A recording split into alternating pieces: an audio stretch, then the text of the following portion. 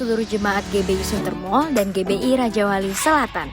Selamat datang di ibadah online hari ini. Kami berharap Bapak dan Ibu di dalam kondisi baik dan penuh damai sejahtera. Berikut kami akan sampaikan pengumuman untuk sepekan ke depan. Bagi Bapak dan Ibu yang rindu untuk menabur, Bapak dan Ibu dapat memberi pada nomor rekening yang tertera di layar. Yuk kita sama-sama belajar untuk memberi yang terbaik untuk Tuhan. Hai Generation of Change, jangan lupa ya untuk ikut ibadah setiap hari Minggu, premier jam 10:15 siang di YouTube GOC Teens. Buat kalian yang belum follow sosial media kami, yuk follow Instagram GOC @GOCTeens. Bagi Bapak dan Ibu yang membutuhkan doa, silahkan memberikan prayer request Bapak Ibu ke Saudari Yunita dan Saudara Anthony dengan nomor WA yang tertera di layar. Kami sangat senang untuk bisa membantu dan berdoa bagi saudara. Shalom saudara, kami ingin menginformasikan bahwa ibadah onsite akan diadakan pada hari Minggu 7 November 2021 jam 9.30 sampai 10.30. Hanya satu kali ibadah, 4 GBI Suntermol lantai 4. Untuk mengikuti ibadah onsite ada beberapa syarat yang harus dipatuhi, yaitu yang pertama sudah mengikuti vaksinasi minimal 1 kali. Yang kedua batasan usia ibadah onsite yaitu 12 sampai 69 tahun. Yang ketiga, sudah melakukan pendaftaran.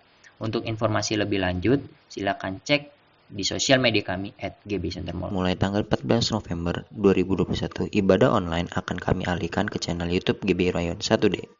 Terima kasih, Tuhan Yesus memberkati. Shalom Bapak Ibu dan Saudara yang dikasihi Tuhan. Mari kita bersama-sama membaca Mazmur 91 untuk membangkitkan iman percaya kita bahwa perlindungan hanya ada di dalam nama Tuhan Yesus Kristus. Dalam lindungan Allah, orang yang duduk dalam lindungan yang maha tinggi dan bermalam dalam naungan yang maha kuasa akan berkata kepada Tuhan, tempat perlindunganku dan kubu pertahananku, Allahku yang kupercayai. Sungguh dialah yang akan melepaskan engkau dari jerat penangkap burung, dari penyakit sampar yang busuk. Dengan kepaknya ia akan melindungi engkau, di bawah sayapnya engkau akan berlindung. Kesetiaannya ialah perisai dan pagar tembok. Engkau tak usah takut terhadap kedahsyatan malam, terhadap panah yang terbang di waktu siang, terhadap penyakit sampar yang berjalan di dalam gelap, terhadap penyakit menular yang mengamuk di waktu petang. Walau 1.000 orang rebah di sisimu dan 10.000 di sebelah kananmu, tetapi itu tidak akan menimpamu. Engkau hanya menontonnya dengan matamu sendiri dan melihat pembalasan terhadap orang-orang fasik. Sebab Tuhan ialah tempat perlindunganmu, yang maha tinggi telah kau buat tempat perteduhanmu. Malapetaka tidak akan menimpa kamu, dan tulah tidak akan mendekat kepada kemahmu. Sebab malaikat-malaikatnya akan diperintahkannya kepadamu untuk menjaga engkau di segala jalanmu. Mereka akan menatang engkau di atas tangannya, supaya kakimu jangan terantuk kepada batu. Singa dan ular tedung akan kau langkahi. Engkau akan menginjak anak singa dan ular naga. Sungguh hatinya melekat kepadaku, maka aku akan meluputkannya.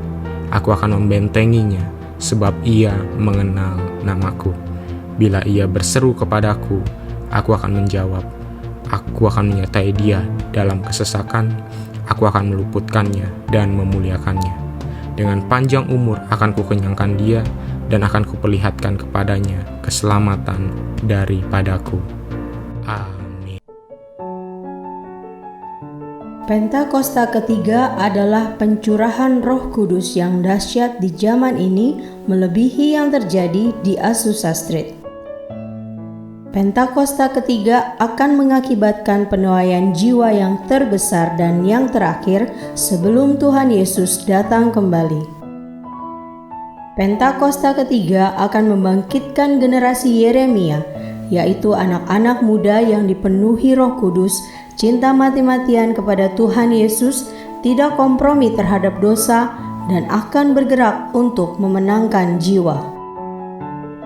Pentakosta ketiga lahir di Indonesia dan bergerak ke bangsa-bangsa. Gerakan ini dari timur ke barat dan akan kembali ke Yerusalem. Pentakosta ketiga akan memberikan kuasa untuk menyelesaikan amanat agung, dan setelah itu Tuhan Yesus datang kembali. Shalom saudara, percakapan mengenai pencurahan Roh Kudus telah menjadi salah satu topik yang sangat sering dibahas. Berhubungan dengan ini, salah satu pokok diskusi yang sering kali muncul adalah mengapa ada istilah Pentakosta ketiga. Bukankah peristiwa Pentakosta merupakan sebuah peristiwa final, unik, dan spesifik yang tidak mungkin terulang kembali? Mari kita telusuri apa yang Alkitab katakan mengenai hal tersebut.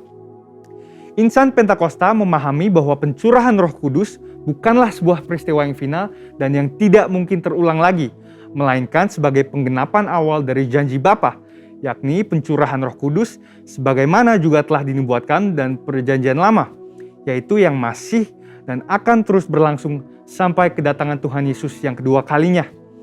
Alkitab pun menunjukkan, meskipun tidak semua, tetapi ada nubuatan tertentu di mana penggenapan dari nubuatan tersebut terjadi berulang kali.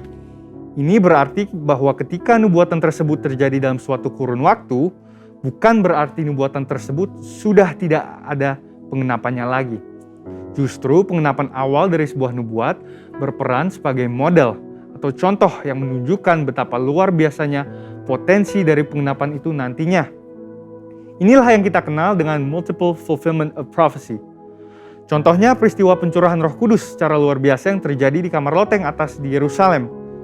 Pada waktu itu, kejadian ini sangat dramatis sehingga menarik perhatian banyak orang yang saat itu sedang berziarah ke Yerusalem untuk merayakan hari raya Yahudi. Namun, apakah ini merupakan penggenapan akhir dari nubuatan Yoel? Mengingat bahwa masih ada beberapa aspek yang belum terpenuhi dalam nubuatan Yoel dalam peristiwa Pentakosta, yang diantara lainnya adalah pertama, bahwa Roh Kudus belum dicurahkan atas semua manusia, melainkan hanya dalam kelompok yang terbatas dan dalam cakupan area yang terbatas. Yang kedua adalah tanda-tanda heran di langit dan di bumi yang tidak nampak dalam peristiwa Pentakosta.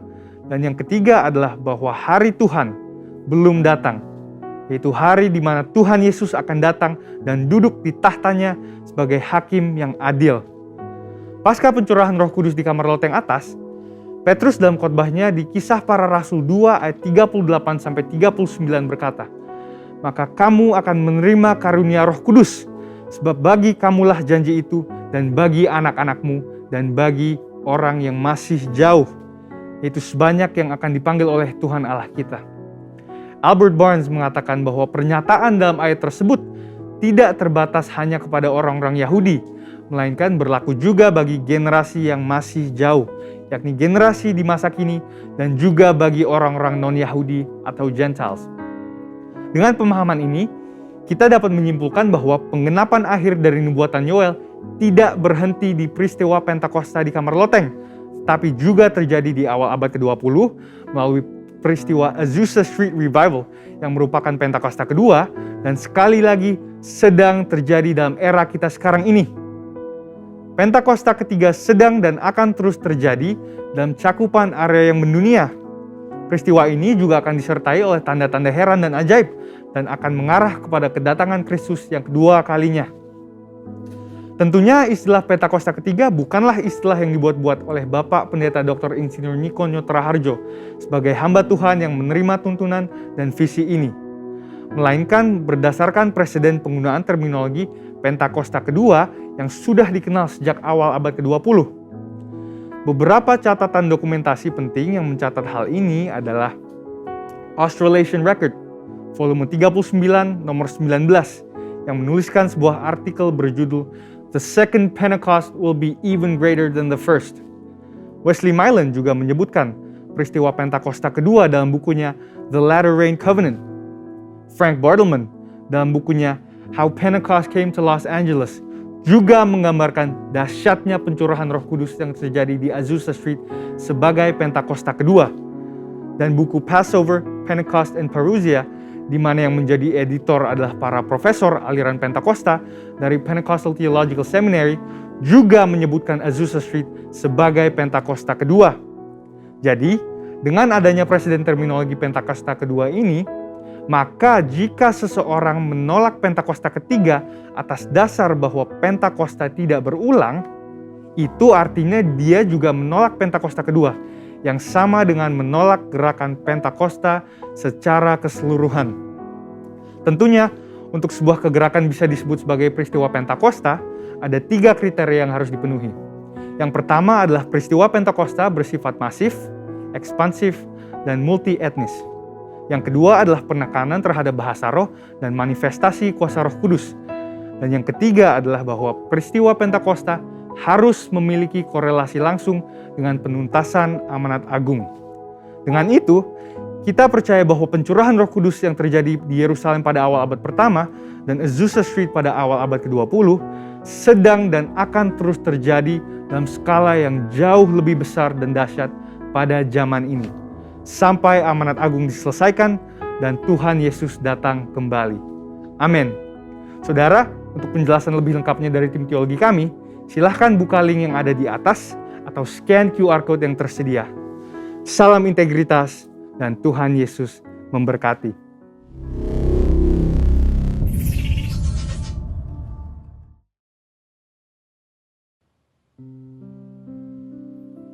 Ini hidup kami ya Tuhan Yesus. Kami mau serahkan di dalam tangan Tuhan. Karena kami tahu saat kami menyerahkan hidup kami, Tuhan yang bekerja, Roh Kudus yang bekerja di dalam hidup kami. Thank you Lord Jesus. Hallelujah.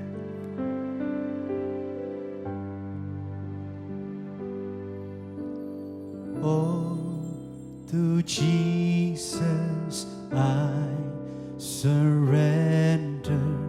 All to Him I freely give.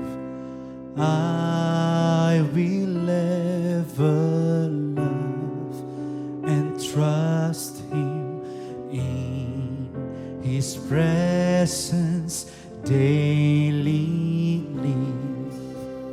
I surrender all. I surrender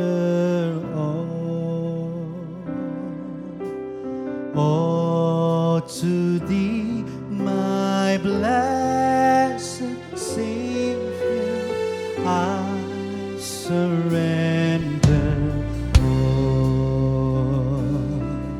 Nyanyikan bersama, berserah kepada Yesus, berserah kepada Yesus, tubuh, roh, dan jiwa.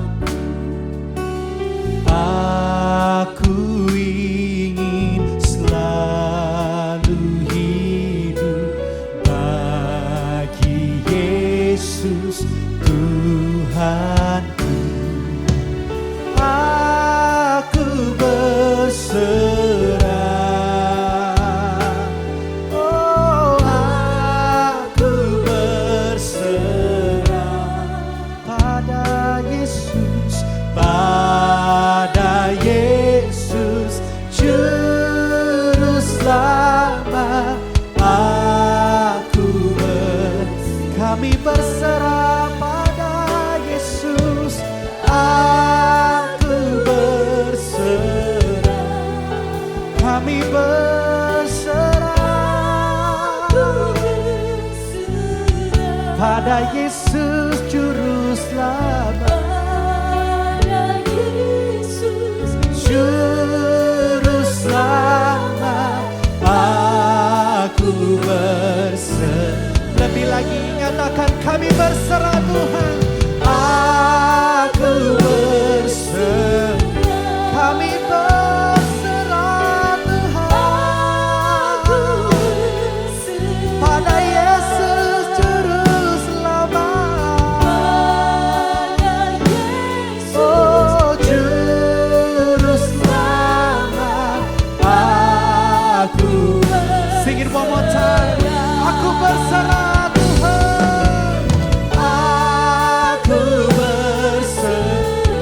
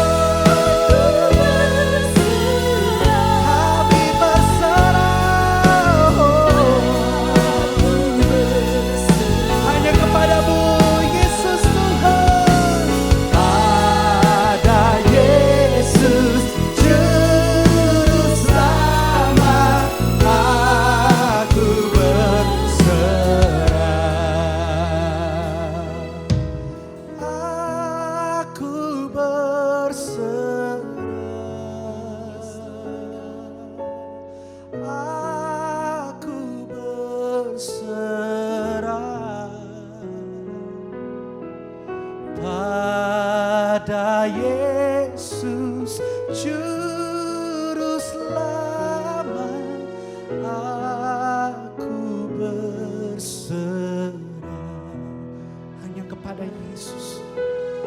Pada Yesus Juru Selamat, aku berserah.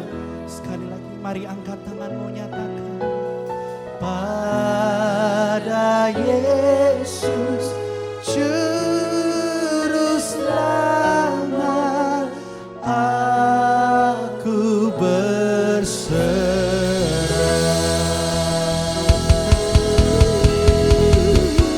Haleluya.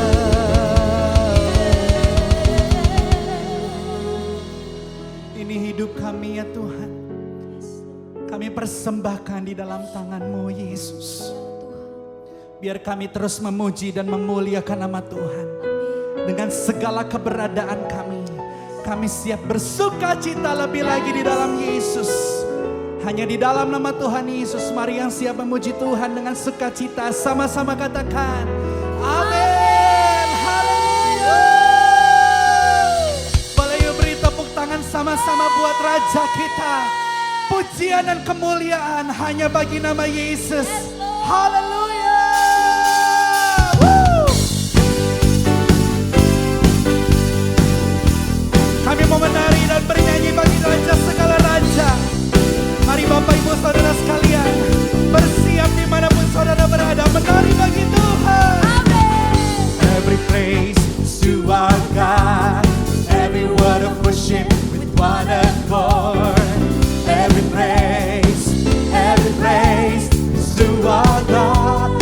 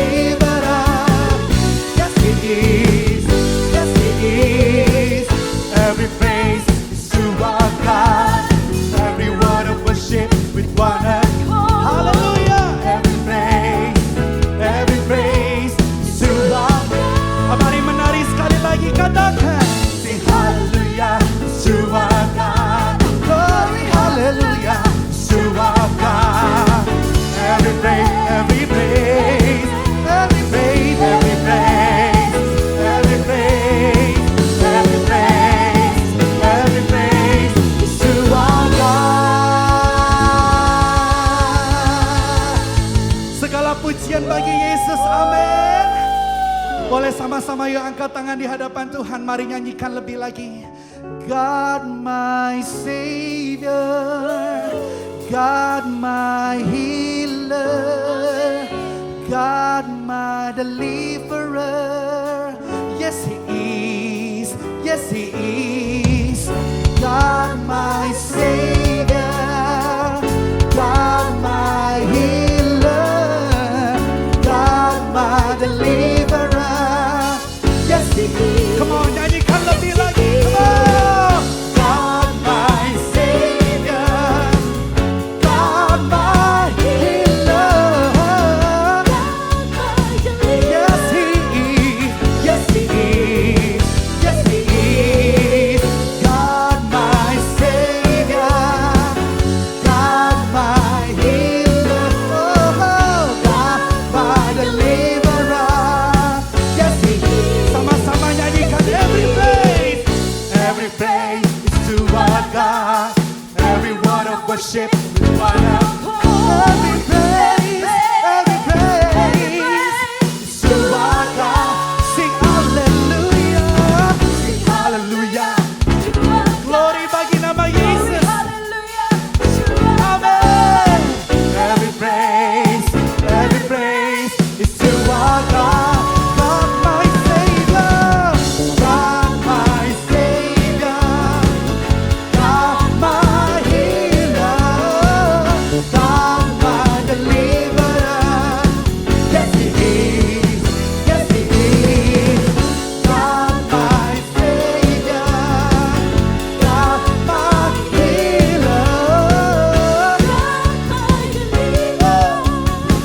yes He is, yes He is. Every praise is to our God. Every word of worship with one accord. Every praise is to our God. Sekali lagi mari nyanyikan. Sing hallelujah to our God. Amen. Glory hallelujah to our God. Every praise, every praise, every praise, every praise, every praise, every praise, every praise. Sekali lagi every praise. Come on. Every praise to our God. Pujian bagi Raja kami, Allah kami Yesus Tuhan. Woo, haleluya. Thank you Lord Jesus. Mari sama-sama bertepuk tangan di atas kepala membuat Tuhan. Buat Allah kita yang ajaib dan perkasa. Woo. Oh.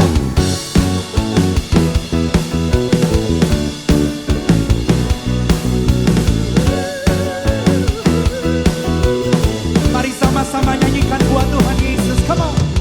You know that I love you. You know that I want to know so much more than I had before. These words are from my heart. These words are from my heart. These words are not made up. I live for you. I have before you. Mari nyanyikan King of Majesty. King of Majesty. I have one desire, just to be with you, my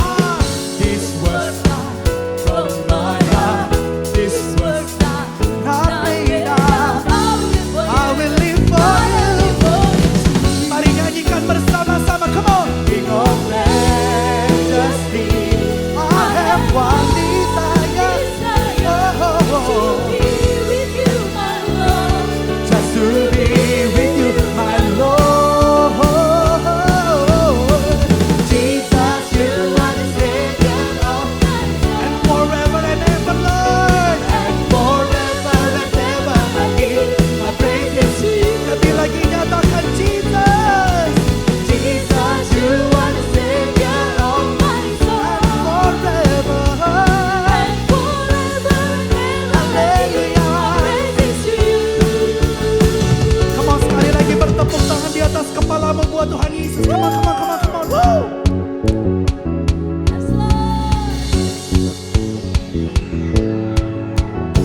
Dengan iman kami mau nyatakan, Engkau Tuhan kami yang berkuasa. Engkau Tuhan kami yang bertata di atas pujian kami ya Tuhan. Ayo sama-sama angkat dua tanganmu nyanyikan. King of Majesty, I have one desire, just to be with you my Lord, just to be with you. One more time, come on. King of Majesty, I have one desire, just to be with you Lord Jesus. Hallelujah. Come on, John. Jesus, you are Savior of my soul. Hallelujah.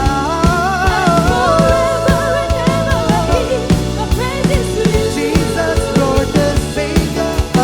Jesus, you are Savior of my soul. Amen.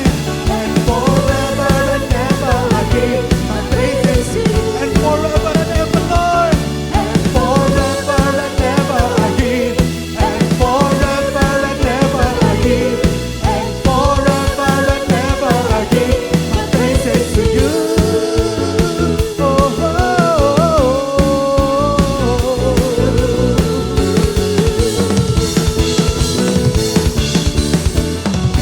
Tepuk tangan buat Yesus kita. Sorakan haleluya. Haleluya, haleluya. Shalom kekasih-kekasih Tuhan. Shalom untuk jemaat dari GBI Sunter Mall dan GBI Raja Wali Selatan.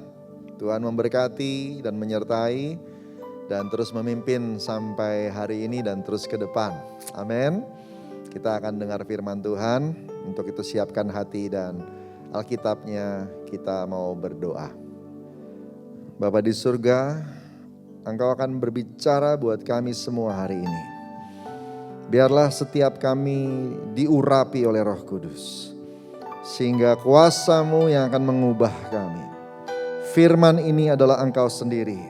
Engkau yang akan bersabda dan memberkati jemaat-Mu. Biarlah setiap kami diubah, karena hari-hari ini zaman sedang berubah. Biarlah dalam musim ini yang baru ini, kami semua siap dibawa sama Tuhan naik terbang tinggi bagi Raja Wali. Terpuji nama Tuhan. Bersabdalah, kami siap diberkati dalam nama Tuhan Yesus. Haleluya. Amin. Puji Tuhan. Bapak Ibu Saudara yang dikasihi Tuhan, Yesaya 40 ayat 31 berkata begini. Tetapi orang-orang yang menanti-nantikan Tuhan mendapat kekuatan baru. Mereka seumpama Raja Wali yang naik terbang dengan kekuatan sayapnya. Mereka berlari dan tidak menjadi lesu. Mereka berjalan dan tidak menjadi lelah. Kita hari-hari ini sedang menghadapi banyak perubahan. Dan perubahan ini belum berhenti, saudara. Kita berpikir bahwa apa yang terjadi tahun lalu, pandemi dimulai, ini akan masih panjang ceritanya. Tetapi kemudian sekarang kita masuk dalam masa yang baru. Dan perubahan sedang terjadi. Belum persis seperti sebelum pandemi, tapi masih ada perubahan-perubahan selanjutnya. Saya juga tidak tahu sampai kapan. Sampai kita benar-benar settle dan kemudian kita tahu bahwa kita sudah sampai di sebuah musim yang baru. Ini masih transisi terus, ya. Transisi terus. Jadi kita mesti punya mental, mindset, cara pikir, sikap hati yang mau belajar terus. Tidak puas dalam satu kondisi, tapi kita siapkan diri untuk menghadapi segala sesuatu yang ada di depan. Saya percaya walaupun perubahan itu tidak pasti, tapi ada satu yang pasti yang bisa dipegang, yaitu firman Tuhan, janji Tuhan. Allah yang tidak berubah dulu, sekarang dan selamanya memegang hidup Anda dan saya sesuai dengan firman-Nya. Amin, saudara. Saudara kasih Tuhan. Nah, yang penting di sini adalah gimana kita melangkah bersama dengan Tuhan, jangan sendirian. Nah, Tuhan akan membuat kita yang kelelahan mungkin menghadapi perubahan-perubahan ini. Waktu kita banyak menghadapi tantangan-tantangan hari-hari ini, Tuhan akan berikan kekuatan baru kepada kita. Tapi butuh kerjasama. Kerjasama ngapain? Biarkan dirimu diubah oleh Tuhan. Biarkan dirimu disiapkan oleh Tuhan. Seperti firman tadi berkata, Tuhan itu melimpahkan kekuatannya, memberikan kekuatannya kepada mereka yang mau menanti-nantikan Dia. Seumpama Raja Wali yang naik terbang dengan kekuatan sayapnya. Nanti engkau akan kuat, berlari tidak lesu, berjalan tidak lelah. Saudara, Raja Wali punya kekhususan dan keunikan. Umurnya bisa diperpanjang ketika menghadapi satu fase yang namanya fase transisi. Fase transisi itu ia diperbaharui bulu-bulunya, diperbaharui kuku-kukunya. Dan fase itu penting. Karena kalau dia tidak memperbaharui bulunya dan tidak memperbaharui kukunya, maka ia akan terganggu hidupnya dan cepat mati. Jadi bulunya yang lama itu tidak bisa dipakai lagi. Tidak bisa dipakai untuk terbang lagi. Kukunya sudah mengganggu. Bukan hanya tidak bisa dipakai, mengganggu. Jadi yang lama itu sudah mengganggu hidupnya. Harus diganti, harus dicopot. Dan fase ini, fase transisi ini penting. Dia perlu diperbaharui, diproses supaya dia jadi baru lagi. Dan kalau saya tidak salah ingat, literatur yang saya baca menuliskan bahwa setelah mengalami masa ini, maka umur Raja Wali bertambah 30 tahun. Wow, panjang ya. Saudara kasih Tuhan. Jadi ada satu fase merubah dia. Dan kemudian dia jadi makhluk yang baru. Dan kemudian dia bisa kembali menjalani hidupnya. Ketika saya membaca ini, saya jadi ingat bahwa Tuhan Yesus pernah cerita juga tentang sebuah fase yang bisa saja dihadapi oleh kita sebagai manusia. Ya, kalau Raja Wali punya fasenya sendiri, manusia juga punya fasenya sendiri. Masa-masa di mana Tuhan mengubah orang itu. Kalau lagi dirubah, kita mesti berdiam diri, menantikan. Kalau lagi dirubah, jangan banyak gerak. Kalau lagi dirubah, biarlah setiap kita memasrahkan diri, merelakan hati untuk dirubah. Nanti kita selesai dengan prosesnya, kita akan terima kemenangan. Yang setuju sama saya katakan amin. Saudara kasih Tuhan. Oleh karena itu kita belajar sama-sama. Kita belajar sama-sama. Yuk kita buka firman Tuhan di Lukas 5 ayat 36 sampai 39. Lukas 5 ayat 36 sampai dengan 39. Sebuah fase yang manusia bisa hadapi, lalui, transisi. Firman Tuhan, Lukas 5, 36 sampai 39. Ia mengatakan juga satu perumpamaan kepada mereka. Tidak seorang pun mengoyakkan secarik kain dari baju yang baru untuk menambalkannya pada baju yang tua. Jika demikian yang baru itu juga akan koyak dan pada yang tua itu tidak akan cocok kain penambal yang dikoyakkan dari yang baru itu. Demikian juga tidak seorang pun mengisikan anggur yang baru ke dalam kantong kulit yang tua. Karena jika demikian anggur yang baru itu akan mengoyakkan kantong itu. Dan anggur itu akan terbuang dan kantong itu pun hancur. Tetapi anggur yang baru harus disimpan dalam kantong yang baru itu pula. Dan tidak seorang pun yang telah minum anggur tua ingin minum anggur yang baru. Sebab ia akan berkata anggur yang tua itu baik. Ini masalahnya bukan begini. Bukan soal anggurnya enak atau anggurnya gak enak. Semua anggur lama pasti enak. Tapi masalahnya adalah hidupmu yang lama tidak bisa dibawa masuk ke dalam hidup yang baru. Semua pemahaman ataupun mayoritas pemahaman yang ada di masa yang lama tidak bisa dibawa masuk ke dalam musim yang baru. Di musim yang baru kita butuh paradigma baru, kita butuh mindset baru. Kita butuh attitude baru, habit baru untuk kita bisa menang. Berapa banyak yang mau menang di dalam perubahan ke depan ini? Kalau saudara mau menang kita mesti belajar berubah. Dan untuk berubah sama seperti Raja Wali butuh proses. Manusia juga butuh proses. Berapa banyak manusia yang lagi ibadah sama-sama dengan saya hari ini? Anda dan saya harus diproses kalau begitu untuk bisa menang. Saudara yang dikasih Tuhan. Ya, teks ini yang kita baca tadi adalah jawaban dari sebuah pertanyaan kepada Tuhan Yesus. Karena orang-orang bertanya tentang berpuasa, ya. Orang Farisi bertanya pada Tuhan Yesus tentang berpuasa karena murid-muridnya kok kayaknya nggak puasa gitu. Nah, dalam teks ini puasa itu biasanya soal memperbaharui kualitas diri. Jadi lebih kudus, jadi lebih hebat, begitu kira-kira ya. Nah, tapi Tuhan Yesus mau bilang sama para Farisi ini, mau bilang begini. Diperbaharui atau nggak diperbaharui bukan ditentukan oleh puasa. Itu cuma alat. Jadi bukan berarti nggak usah puasa. Ya kalau disuruh Tuhan tetap puasa gitu ya. Itu cuma alat. Yang prinsip yang paling penting di sini adalah manusia lamanya harus diubah dulu. Haleluya.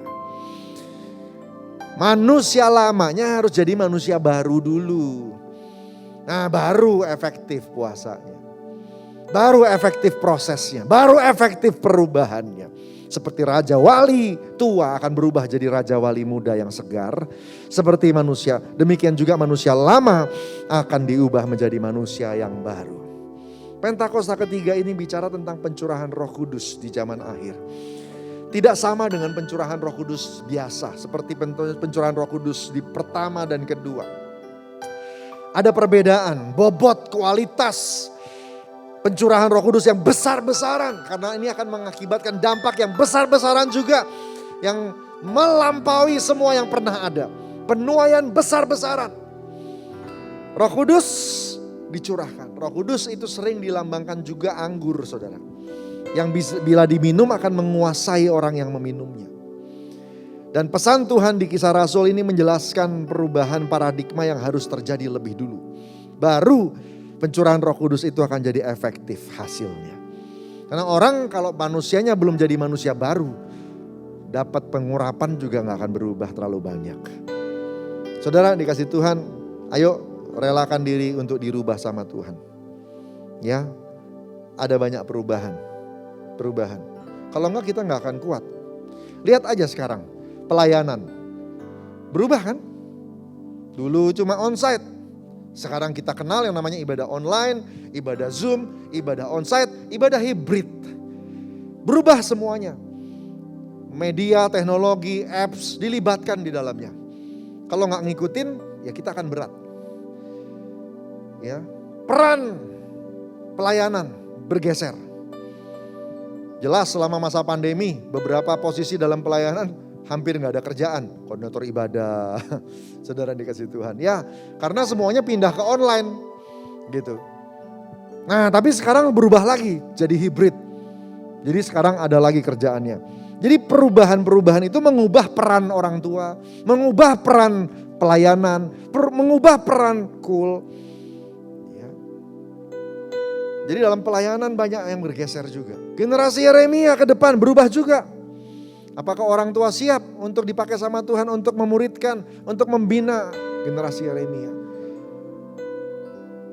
Saudara dikasih Tuhan, ya perubahan sedang terjadi.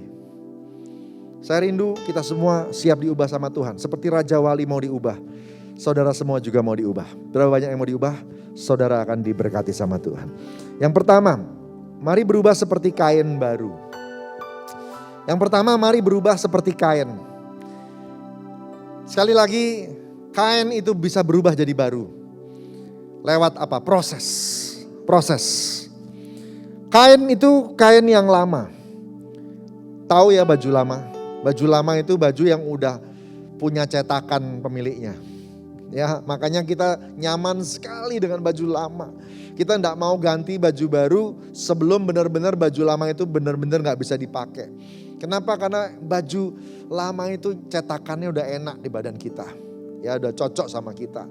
Udah ngebentuk begitu istilahnya ya. Saudara dikasih Tuhan. Tapi kemudian satu kali dia robek. Dan pada waktu dia robek saudara, maka Anda dan saya enggak bisa main mengambil kain baru lalu ditambalkan di dalamnya. Ditambalkan begitu saja. Orang zaman dulu gak sembarangan beli baju baru. Karena baju itu mahal sekali. Kain itu mahal sekali. Dan orang zaman dulu biasanya kalau dia butuh ada baju yang berlubang maka ditambal. Ya, ditambal. Nah, ada satu cara supaya kain lama dan kain baru itu bisa berteman.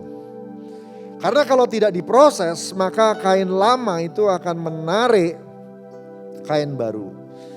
Dan kain baru itu akan menarik kain lama dan kain lama itu akan robek, saudara. Nah, ada satu cara untuk menjadikan kain lama itu diproses bisa sama seperti kain baru. Apa itu? Namanya diproses pakai ragi, saudara. Jadi zaman dulu baju itu diproses ulang pakai ragi. Sehingga sama barunya, sama. Ya, sama daya tariknya.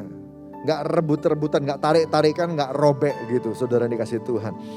Proses supaya tidak merusak yang lama. Kalau sesuatu yang baru itu main ditaruh begitu saja di gereja, jangan-jangan nanti akan ganggu pelayanan yang lama. Kalau sesuatu yang baru itu ditaruh begitu saja di pekerjaan atau di kantor, jangan-jangan nanti akan mengganggu pekerjaan yang lama. Tapi kalau mengalami proses, maka semuanya itu menjadi satu kesatuan kembali. Situasi itu akan jadi enak, jadi pas. Dilembutkan supaya sama elastisnya. Lewat proses. Kalau hari-hari ini saudara lagi dibentuk sama Tuhan. Kalau hari-hari ini kau sudah mengalami hal yang gak nyaman. Bukan Tuhan jahat, bukan. Tuhan mau engkau jalan panjang dengan Dia. Tuhan mau supaya engkau bisa tahan untuk terus diberkati ke depan. Makanya engkau diubah atau sebagian dari dirimu diubah supaya semua jadi satu. Supaya semua jadi baru. Supaya semuanya berproses. Saudara yang dikasih Tuhan. Namanya proses gak ada yang enak. Semua proses itu mengubah kebiasaan. Dan itu pasti buat kita gak enak. Supaya lembut, saudara. Jadilah orang yang lembut. Jadilah orang yang rela dibentuk. Amin. Haleluya. Puji Tuhan. Mari kita nyanyikan lagu ini dulu. Bapa, Engkau mengenalku lebih dari siapapun. Engkau tahu ceritaku dan isi hatiku. Tak peduli masa lalu, Engkau tetap memilihku. Ubahkanku, sempurnakan, jadi karya yang indah. Kini aku percaya tiada yang mustahil bagimu. Kuasamu kuatkanku, dasarku berharap. Kini aku berserah pada rancanganmu bagiku. Ku ikuti panggilanmu, ku kan setia sampai akhir hidupku.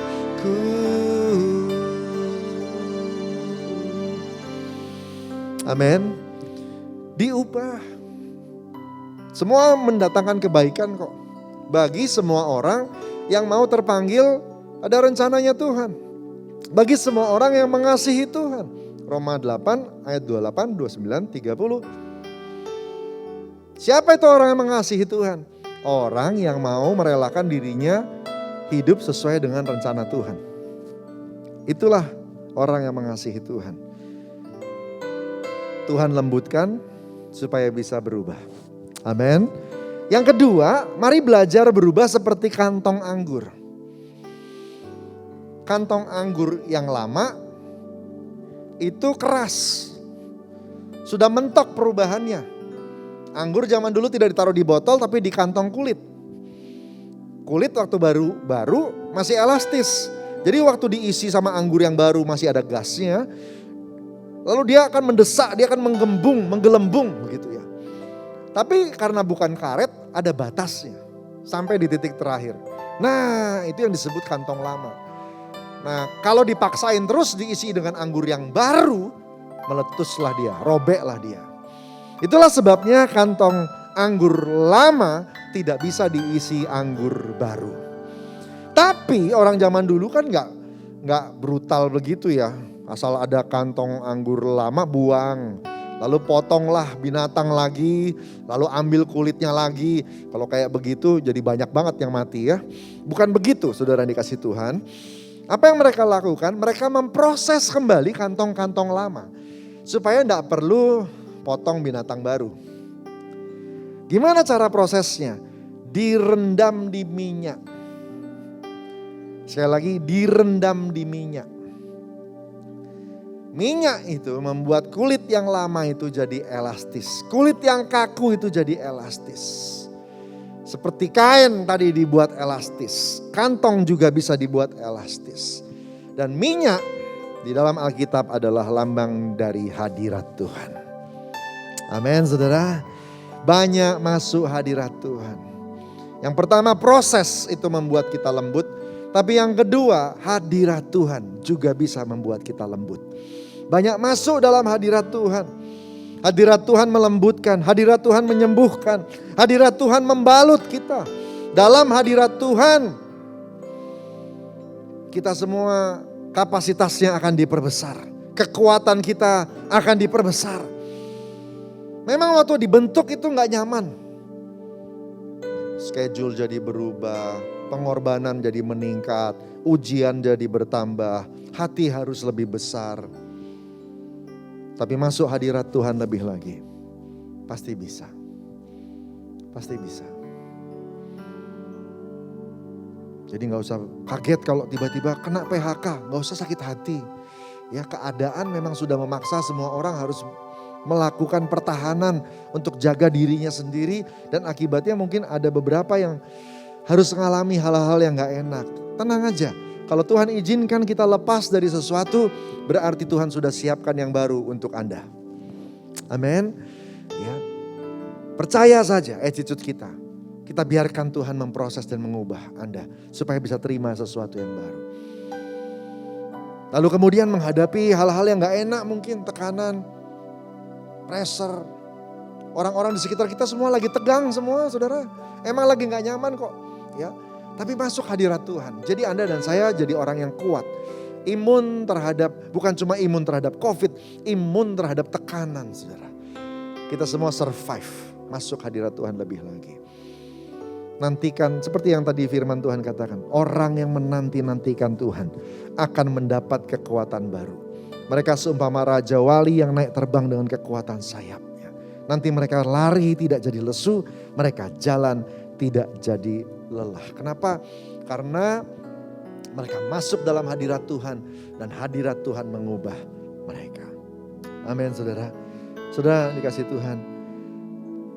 Yuk banyak menanti-nanti. Banyak masuk hadirat Tuhan. Ya. Banyak masuk hadirat Tuhan. Hadirat-Mu memenuhiku. Hadirat kudus-Mu penuhi bait-Mu dan ku tersungkur menyembah-Mu. Yang ku nampak hanya kemuliaan-Mu. Hadirat-Mu memenuhiku. Hadirat kudus-Mu penuhi bait-Mu dan ku tersungkur menyembahmu, yang ku nampak hanya kemuliaan-Mu, hadirat-Mu. Angkat hatimu terus di hadapan Tuhan. Haleluya.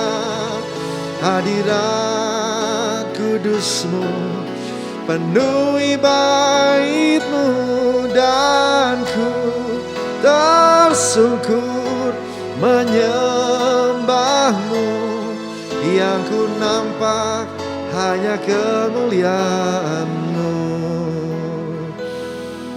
Terus bawa masuk kami dalam hadirat-Mu. Terus ubah anak-anak-Mu, ubah kami semua. Jadikan kami manusia baru. Seperti Raja Wali, Engkau ganti bulunya, Engkau ganti kukunya, biar bisa terbang jadi Raja Wali yang baru. Kami juga diubah Tuhan, sebagai manusia diproses seperti kain, seperti kantong anggur, direndam dalam hadirat-Mu, diubah dalam proses. Biarlah kami punya hati yang rela dibentuk, punya hati yang siap diubah sama Tuhan. Karena di musim baru yang ada di depan kami, Tuhan mau kasih yang lebih baik daripada yang lama. Tuhan mau kasih ke kami satu berkat yang lebih baik daripada yang lama. Tuhan berkati semuanya ya Tuhan. Kalau ada yang sedang bergumul dengan keluarganya, Tuhan, mari Tuhan Yesus jamah.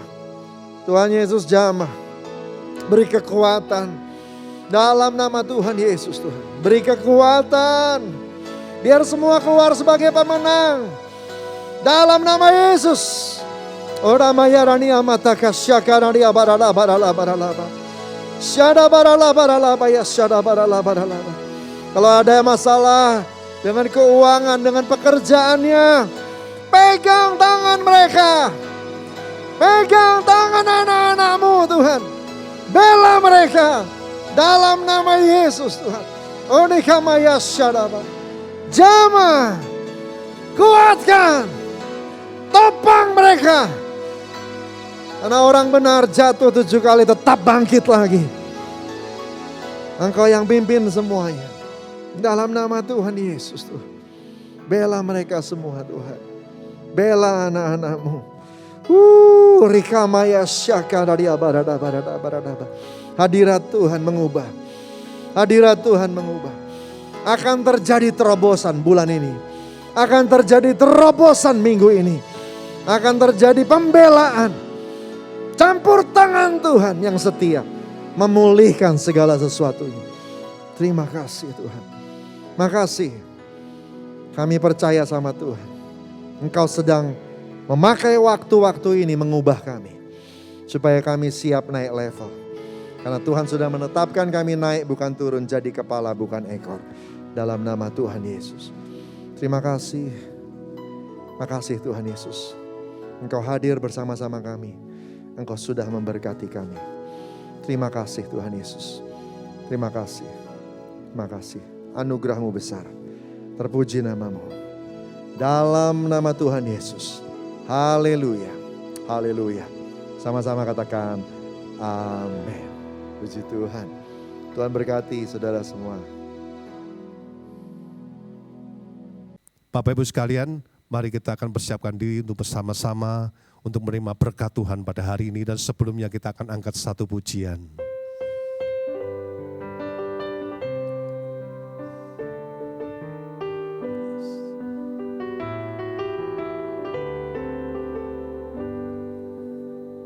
Ini aku Tuhan, utuslah aku sampai generasiku diselamatkan. Ini aku Tuhan, utuslah aku sampai generasiku diselamatkan. Kiranya Engkau memberkati aku berlimpah-limpah dan memperluas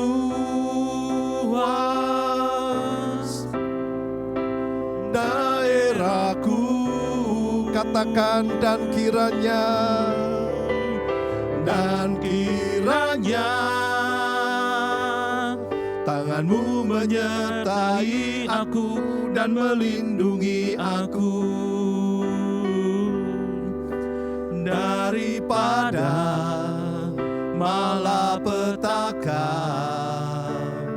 sehingga kesakitan tidak menimpa aku, sehingga kesakitan tidak menimpa aku. Engkau yang dikasihi Tuhan, mari angkatlah kedua tanganmu, arahkan hati dan pikiranmu kepada di Allah kita yang Maha Kuasa. Tuhan memberkati engkau dalam segala aktivitas dalam kehidupanmu. Ada keberhasilan menyertai setiap usaha pekerjaanmu. Tuhan memberkati engkau dalam kesehatan. Tuhan memberkati engkau dalam damai, sejahtera dan sukacita melimpah-limpah dalam hati pikiranmu. Terimalah berkat ini dari Bapa di surga melalui anak yang tunggal Tuhan kita Yesus Kristus. Dan persekutuan yang manis dengan Allah Roh Kudus menyertai kehidupanmu mulai hari ini sampai selama-lamanya. Setiap kita yang percaya dan diberkati bersama-sama katakan, amin.